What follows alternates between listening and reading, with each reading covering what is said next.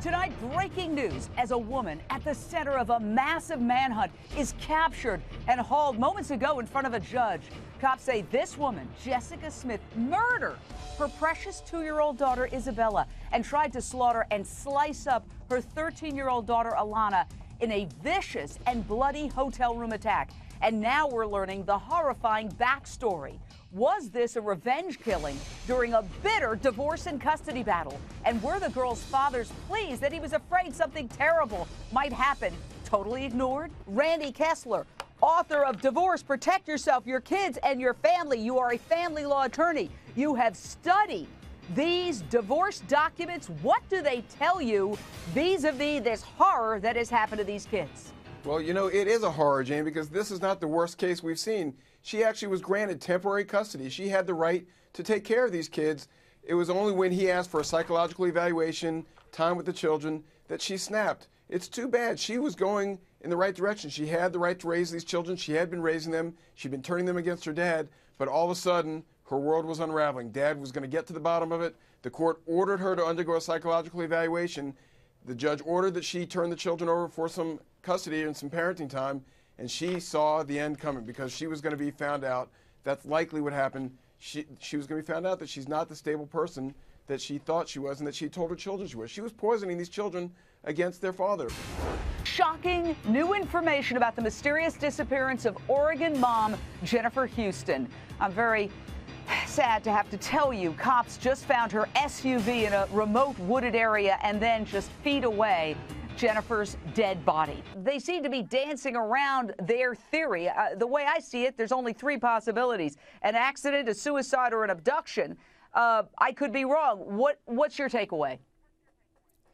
I'd say at this point, based on what they're saying, and you've got to kind of read between the lines, but probably an accident or a suicide. I think that they're alluding to the fact that potentially the medical examiner is going to come back after toxicology and say that potentially she had either ingested too many sleeping pills or she had some other natural occurrence that led to her death. Lonnie Coombs, former prosecutor, some on our panel are like, well, case closed, you know, she committed suicide, which would be tragic, but are we jumping the gun here? Absolutely, Jane. Look, this woman went out and bought Gatorade and trail mix. I don't think that's the kind of thing you worry about if you're about to go commit suicide.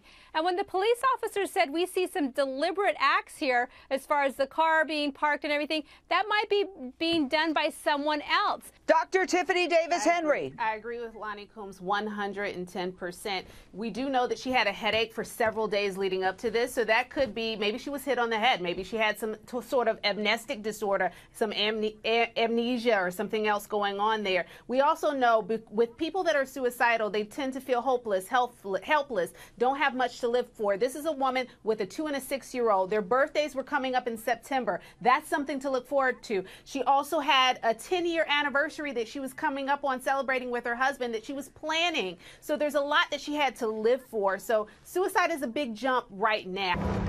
Last seen Saturday night. She's really independent. By her parents as she went to bed. I'm hoping that she's just spending the night somewhere. This is crazy that there's a missing child. Janice Paulette Wright is one of ours. She's just really sweet, trusting.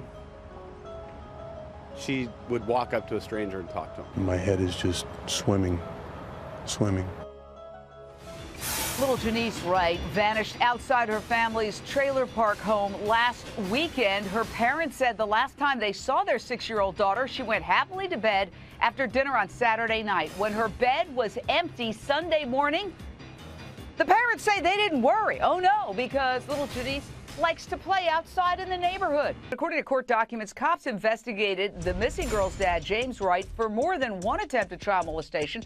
The records show a 14-year-old girl who was babysitting was also accusing Wright of molesting her. Mark Klass, president and founder of Klass Kids Foundation. You are the leader, the national leader on missing children.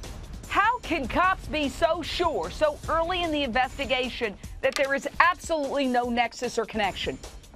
Well, Jane, first of all, you have to understand that regardless of what they say, they are investigating the father very, very closely, not only because of his past, but also because of the horrible decisions he's made in allowing this little girl to run around the community completely and totally unsupervised, and making the decision not to look for her or even try to find out where she is for more than 24 hours after she was last seen.